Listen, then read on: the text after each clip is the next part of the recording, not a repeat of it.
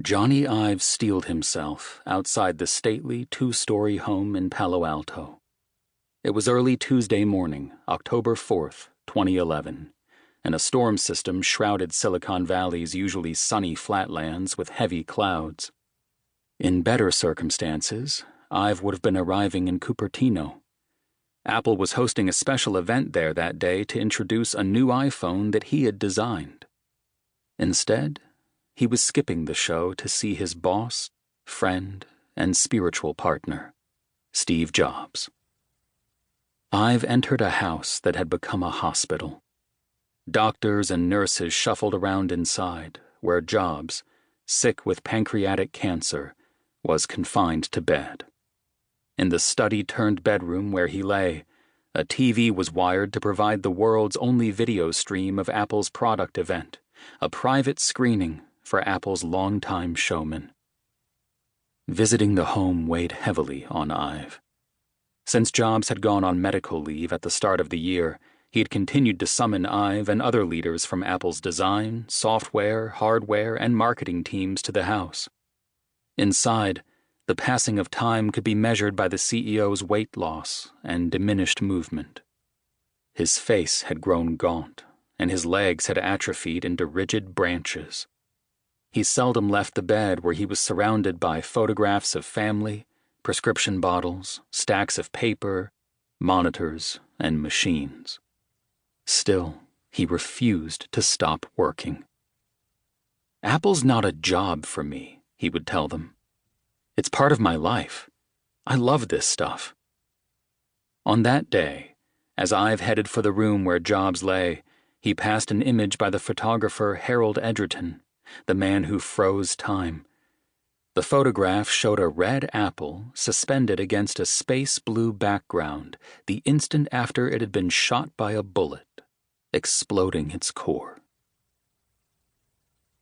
About 15 miles away, Tim Cook pulled into the asphalt parking lot outside Apple's headquarters at One Infinite Loop.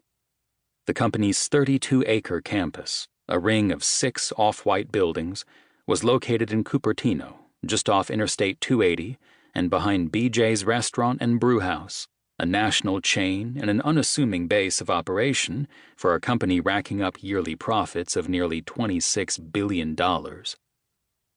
It was perhaps the most important Tuesday of Cook's career.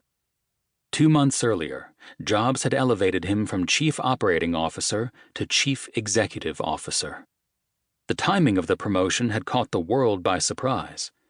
Apple and Jobs had concealed the severity of Jobs' illness and deprived staff, investors, and the media of insight into his deteriorating health.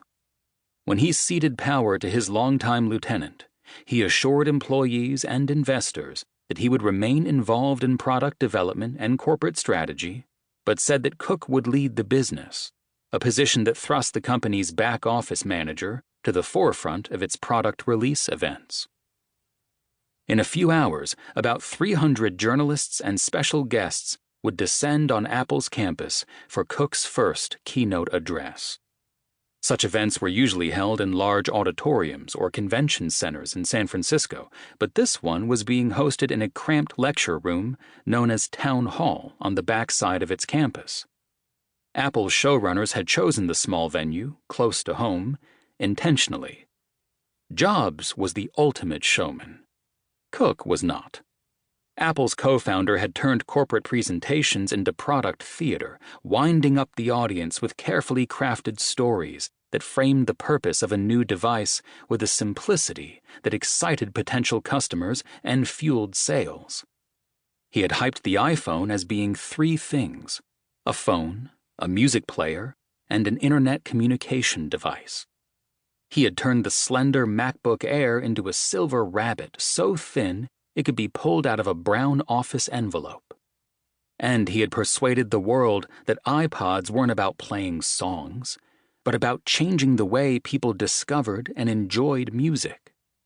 Cook was more comfortable evaluating supply chain logistics than standing in front of an audience. When he had taken the stage at previous events, it had been in a secondary role to detail the number of computers sold or stores opened.